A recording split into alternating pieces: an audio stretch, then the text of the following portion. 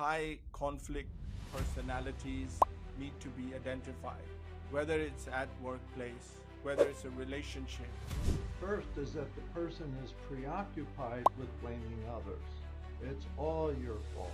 They may not blame other people, they're just stuck in their way. Some supervisors have this personality, and their employees constantly feel put down. 4 mistakes that people tend to make. High conflict people don't go through this. They get stuck at anger. 5 to 10% of people are high conflict people. EAR statement, EAR, shows empathy, attention, or respect. Personality disorder is an enduring pattern of that. So what I teach people is don't think about changing them. Think about changing how you interact with them. Parenting skill is to manage your own stress, because it's easy for kids to learn these negative behaviors.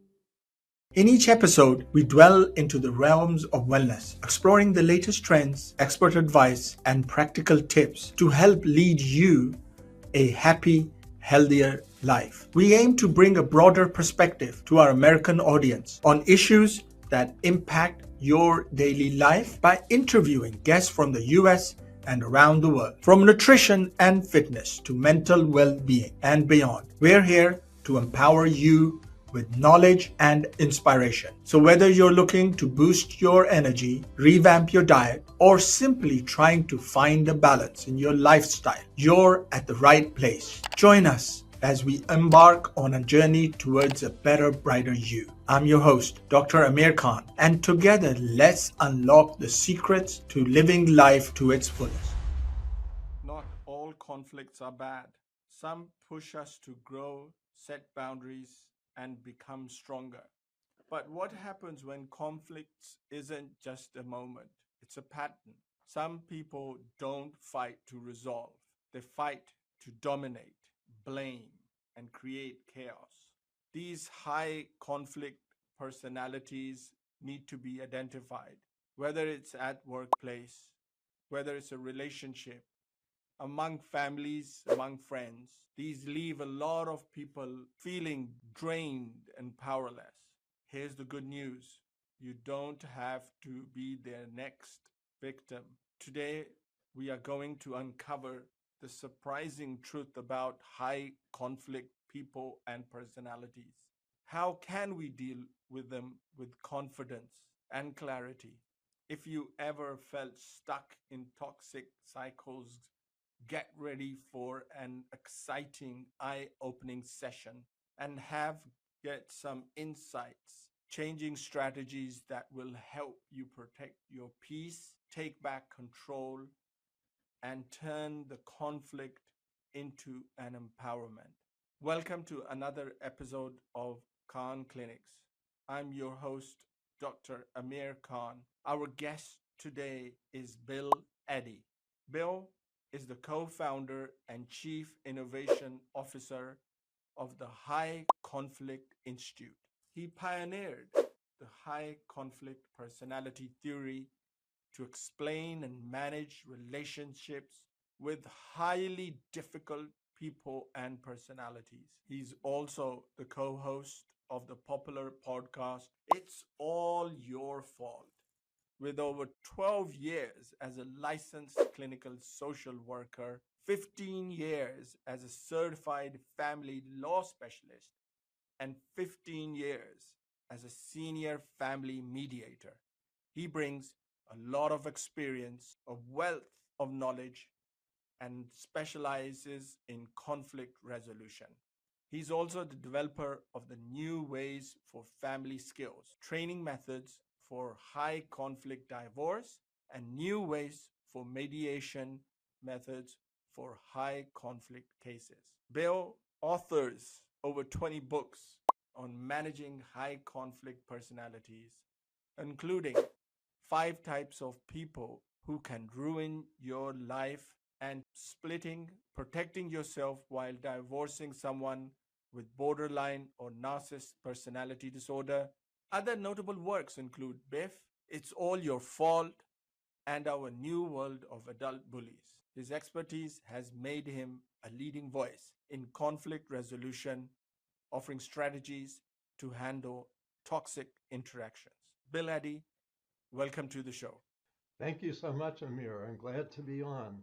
Bill, let's start to explain our audience first about different type of personalities. Tell us what are the personalities that they can categorize and should look for during their routine life, whether it's at home or at work. Well, think in terms of the idea of high conflict personalities, because that's where the difficulties come in. And actually, people don't need to look for these, they'll show up. There's four characteristics that we think of. First is that the person is preoccupied with blaming others. It's all your fault. It's everybody else's fault, not my responsibility at all. I'm 0% responsible in this conflict. And this could be a marriage, a workplace, community, all kinds of settings. Second characteristic is a lot of all or nothing thinking. It's my way or the highway, no flexibility, no consideration of different options. Third is often unmanaged emotions, that the emotions drive the person's thinking instead of clear thinking. And so their emotions may be rage, may be helplessness, burst into tears, or start yelling, and not really trying to solve problems. And the fourth is extreme behaviors. They may spread knowingly false rumors on the internet, or they may be violent in a marriage, or they may, in the workplace, hide things or steal things because they're angry at a coworker. So this pattern of high conflict, and as you said early on, it increases conflict instead of trying to resolve it. So people don't actually have to look for this. This will just show up and be in their face in many ways. It catches people by surprise. But what's helpful is to go, oh, okay, this may be a repeated pattern. So this is a high conflict person, and there's four things I shouldn't do, which I'll get to in a few minutes. But first, I want to talk about the 5 personalities types that show up within high conflict personalities. And these have to do with personality disorders, but not everyone with a personality disorder is a high conflict person. They may not blame other people, they're just stuck in their life. So, personality disorders mean they have an enduring pattern of behavior that doesn't change or rarely changes. So, one of the types is narcissistic personality. And so, when you have someone with a narcissistic personality, very self centered, wants to look superior, puts other people down to put themselves up, and can be very uncomfortable, like in a marriage or in the workplace. Some supervisors have this personality and they pick on their employees, and their employees constantly feel put down, criticized, because the person's trying to look superior to them. So the theme for narcissists is I'm superior to you, and that makes their relationships difficult. But not all of them are high conflict. Some of them are just self centered and not blaming. Secondly, borderline personality.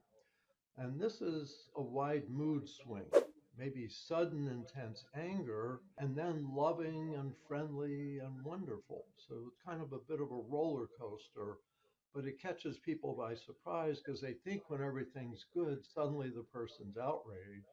Then they think things are terrible, and suddenly the person is friendly and loving and caring. So that's borderline. Not all of them are high conflict people. Some just make life hard on themselves. Third would be histrionic personality. It's very dramatic, emotional. And again, some of them are blaming and some of them aren't, but they're very dramatic and emotional and kind of undermine a lot of their own life. One thing, because I work with families, is often their kids are making adult decisions because they're acting in many ways like kids. They're so overwhelmed with their emotions and feeling like they can't handle life. Fourth would be antisocial personality, which in many ways is the criminal population, but also people that aren't in trouble with the law, but are comfortable lying, comfortable breaking the rules. Just the thing that really stands out is the substantial lying, willing to hurt people to get what they want, stealing, etc. It's like a lack of empathy, a lack of remorse. Fifth type would be the paranoid type, who just fear that people are out to get them, so they try to get people first. They maybe think there's conspiracies against them, like in the workplace. They think everybody's trying to prevent them from getting ahead, when in fact it's their own behavior that's preventing them from getting ahead. And so they may carry grudges. They may just be suspicious of everybody, including spouses, coworkers, friends. And some of them are high conflict and blaming, and some of them aren't. So these are the five kind of under the umbrella of high conflict. And people may notice these five patterns. It's kind of surprising how once you know a few things, you can predict several other things because of these being patterns, as you said. Thank you, Bill. You've sort of like summarized it in a beautiful way. Just to recap: narcissist, borderline, histrionic, antisocial, and paranoid type personality. Yes. And you've highlighted they may be of a conflict nature personality. They may have it or they may not, but that's how we broadly describe these different type of personalities. So let's say we know, but one of the things you mentioned that identifying the four, their fault, all or none, emotional thinking, and rage is their sort of like trait that they have, and they will repeat that. Yeah, extreme behaviors, unmanaged emotions, all or nothing thinking, and preoccupation with blame. Yes. Brilliant. So let's go on to the next bit of what are the biggest mistakes sometimes people make when we are dealing with a different type of personalities, but also these are high conflict individuals. So we're going to go into that topic. Yeah. So Four mistakes that people tend to make. And I'll talk mostly high conflict personalities because each of the subgroups also has the high conflict pattern. Or if you see the high conflict pattern, you don't have to figure out the subgroups. You can just know these four things to avoid. The first is trying to give the person feedback and insight into their own behavior. So if you start thinking, how can I make him see that he's the big part in the problem? Or how can I make her understand that she's sabotaging herself? Well, that's one to avoid because they don't take feedback and it makes the relationship harder with them. So that's excellent. the first thing is forget Don't try about. to settle or avert, or just don't try to do that. Is there any way of giving them feedback?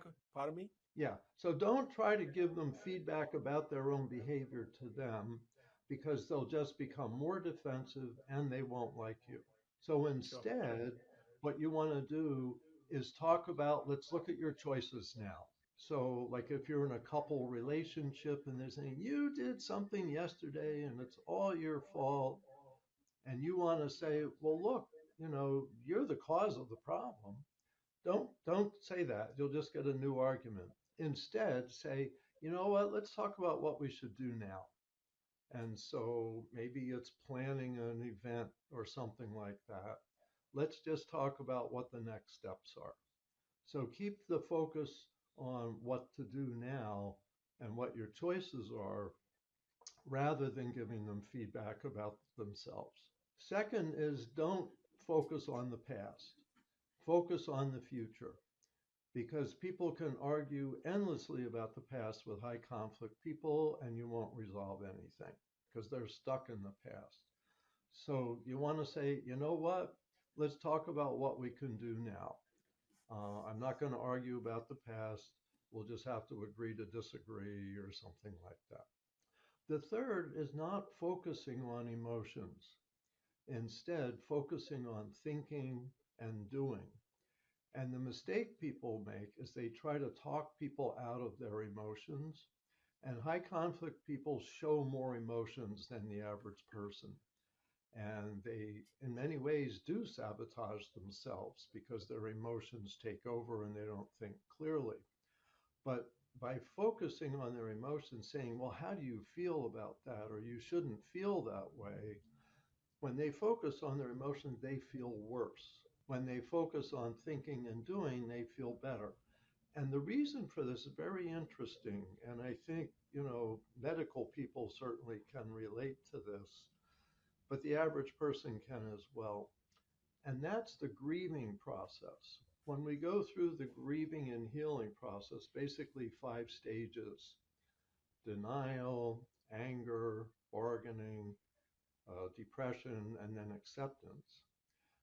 High conflict people don't go through this. They get stuck at anger.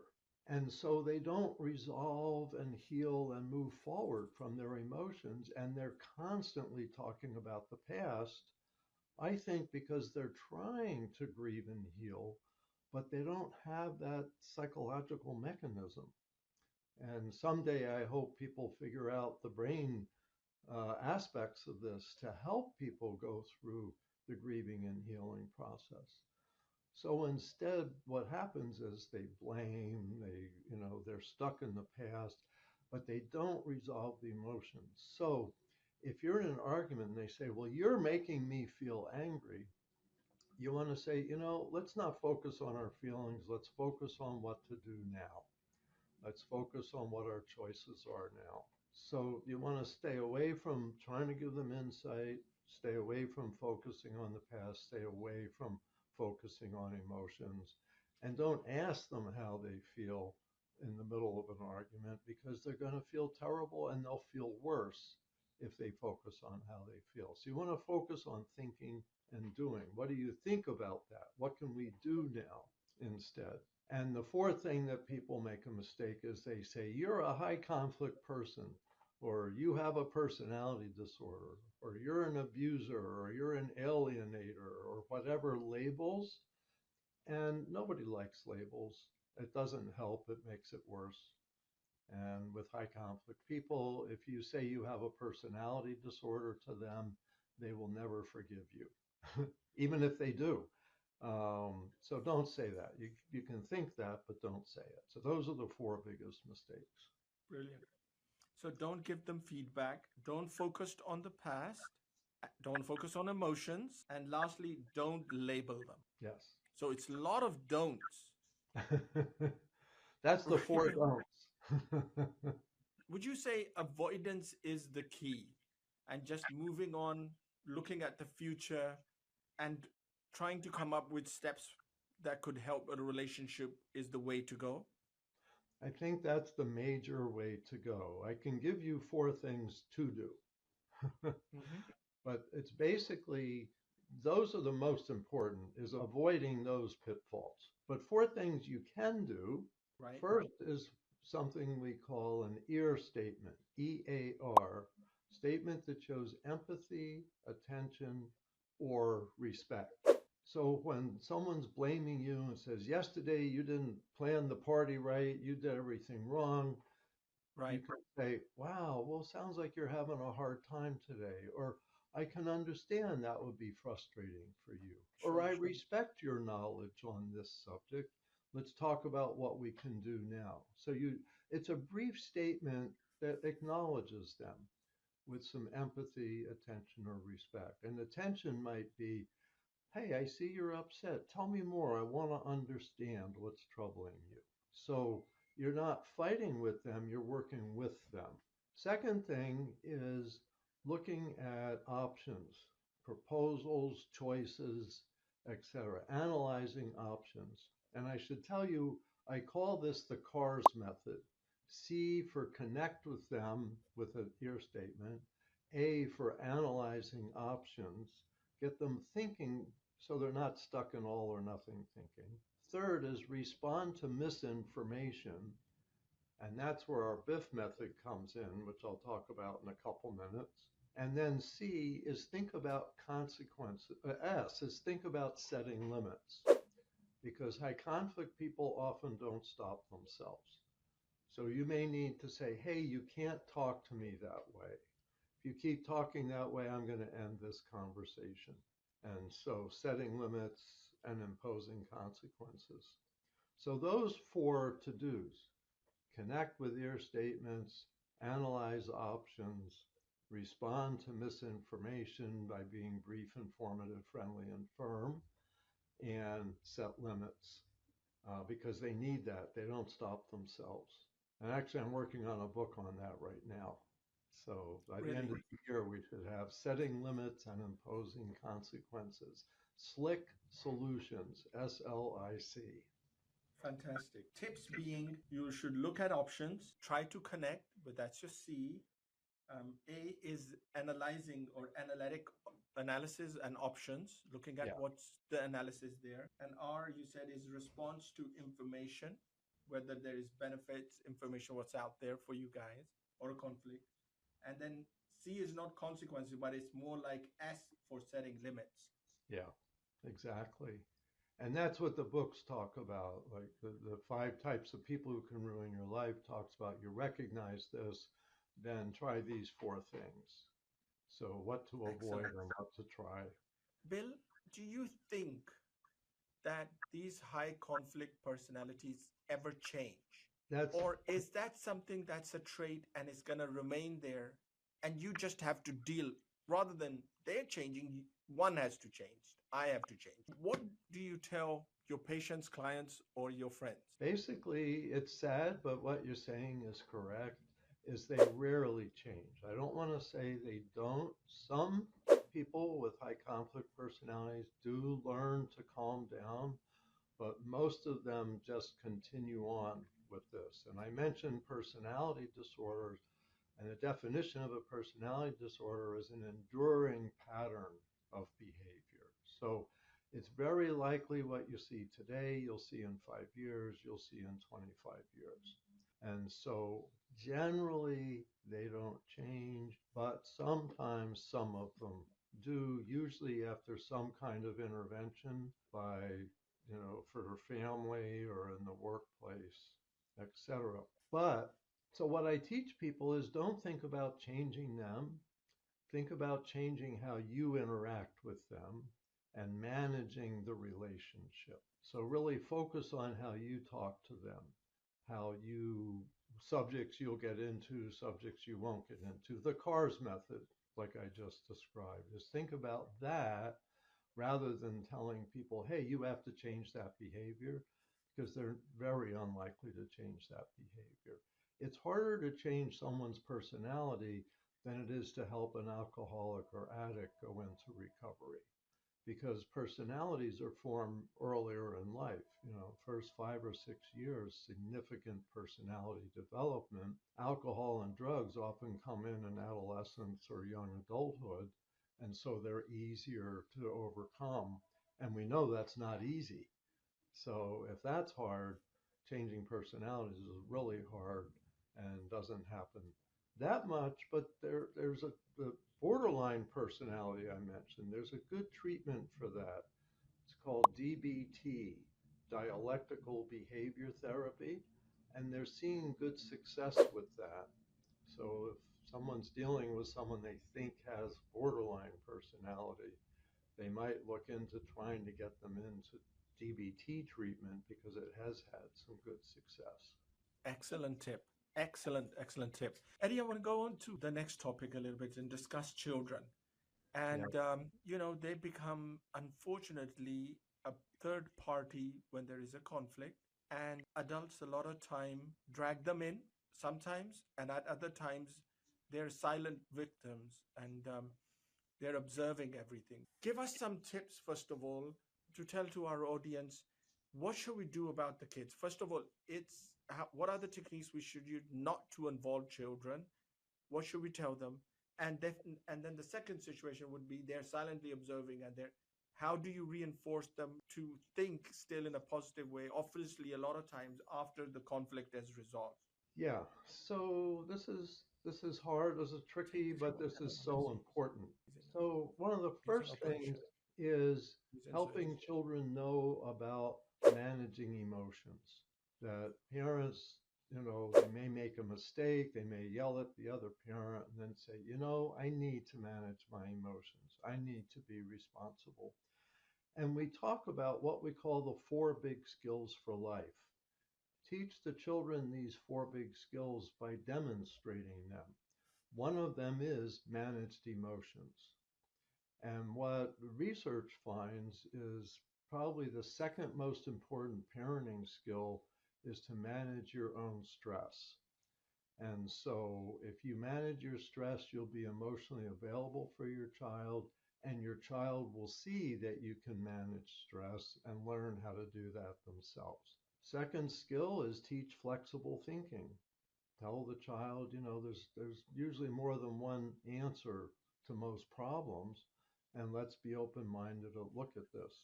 And we call these the four big skills for life, because this will help children as they grow up to use flexible thinking, not to get stuck in all or nothing thinking. The third is to use moderate behavior. And so in families, in the workplace, in the community, is moderate behavior works in relationships. Extreme behavior doesn't work. And if you want to have friends, you want to get jobs, you want to be respected in your community, keep moderate behavior. And the fourth thing is check yourself from time to time.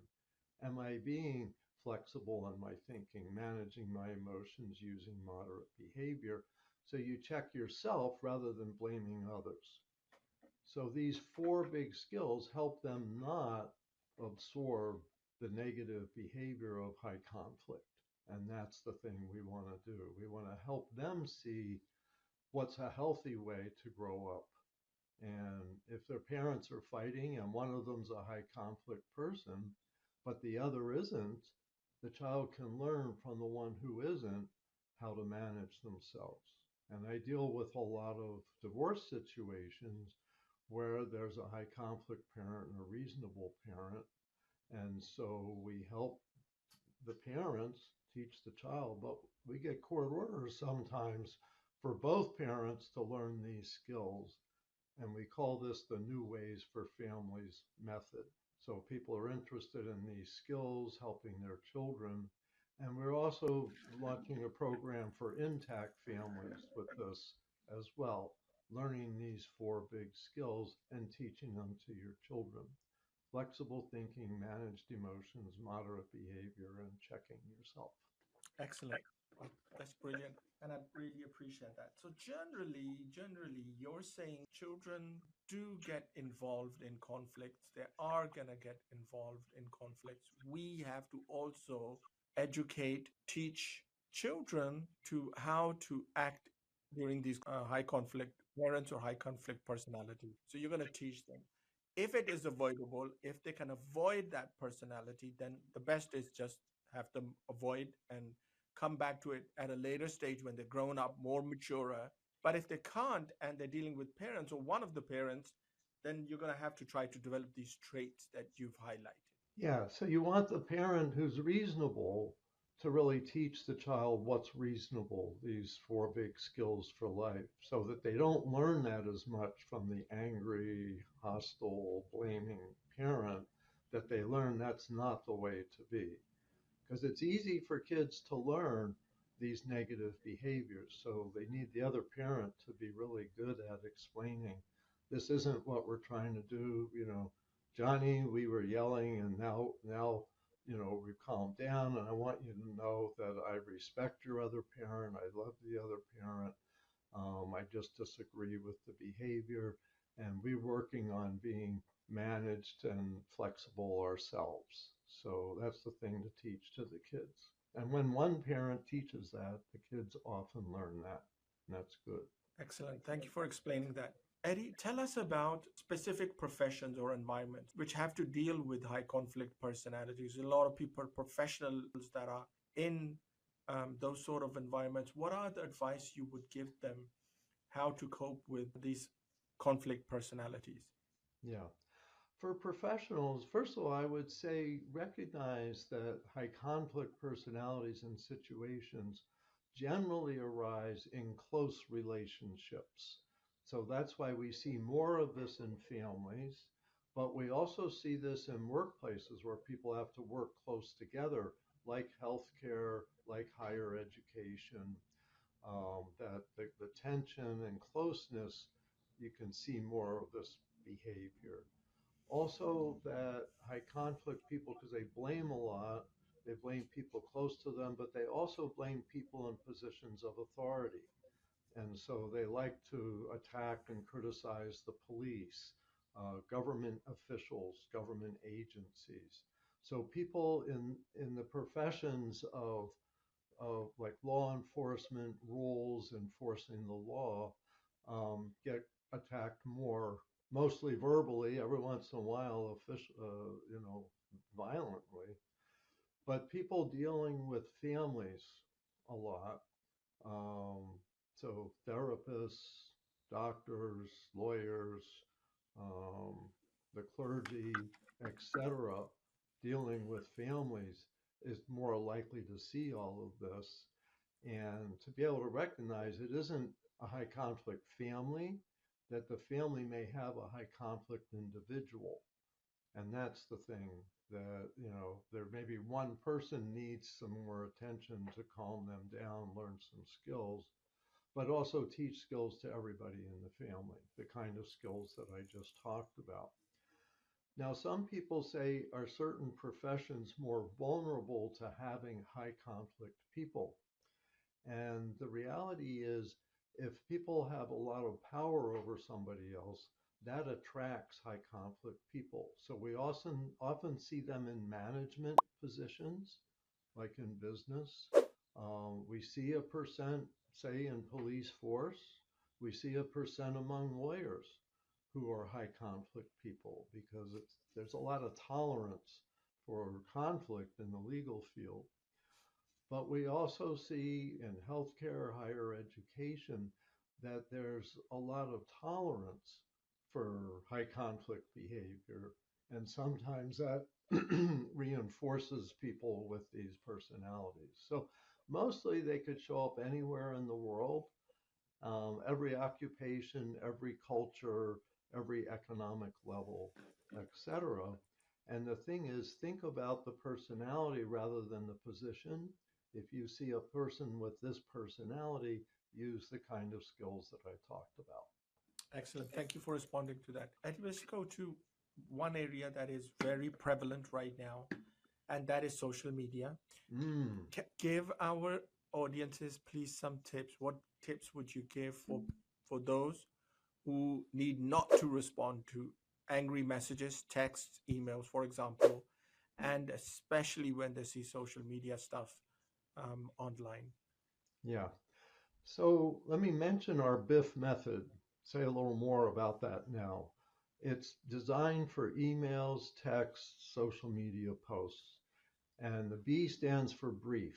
Keep it brief. Don't go on and on and on, especially about other people. Second is be informative, just straight information, something that somebody needs to know. The party is at 5 o'clock tomorrow at such and such house, rather than saying, you idiot, you never remember anything. Why should I have to tell you again when the party is? Just skip all of that and say, for your information, the party's at 5 tomorrow at such and such address. Then F for friendly. In other words, say, thanks for telling me your concerns. Here's some information you may not have. And the last is firm. End the high conflict conversation. Don't put hooks out there like, what do you think of that, buddy? And, you're the idiot, things like that. So you want to just keep it small, keep it contained. Now, with social media, it's interesting that it feels like there's more high conflict on social media, but some studies show that not everybody's becoming high conflict on social media.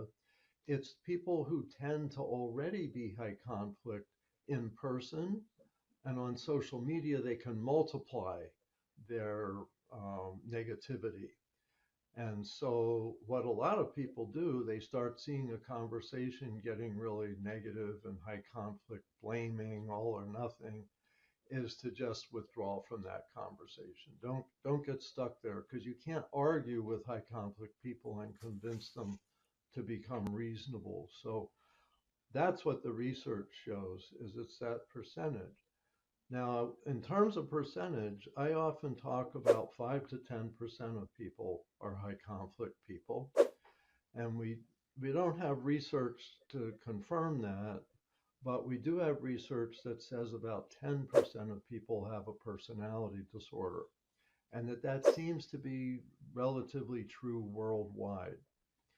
So I think about 10% of people are high conflict, some with personality disorders, some not. So if you think about that, and maybe increasing, we're going to need to really learn how to set limits more and how to manage ourselves so that we don't get hooked into high conflict with high conflict people, and encourage them to get help, but don't expect it. Excellent. Eddie, your final thoughts. Well, I'm hopeful that with skills, learning how to manage ourselves and educating people, such as through your podcast, Amir, is that more people become aware, they get less upset by these folks and don't give them as much room to be manipulative, angry, and hostile and high conflict. And I think by spreading this kind of knowledge that we can calm things down. But I think we have to realize that our culture, and partly it's social media, is increasing conflict. So we really need to set limits on that.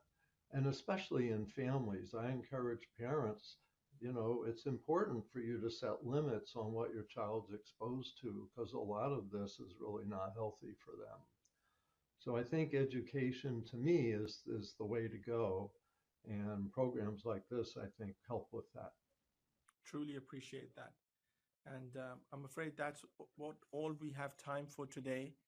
Thank you, Bill, for sharing your valuable insights with us and being on our show today. Thank you so much. My pleasure. And to our amazing audience, thank you for tuning in to another episode of Khan Clinics. If you enjoyed the show, please share it with your friends, give us your thumbs up, and don't forget to hit that subscribe button. Also, don't forget to leave a comment. We love hearing from you. It helps us tailor our thoughts and our program. And yes, don't forget to spread the word. Thank you and goodbye.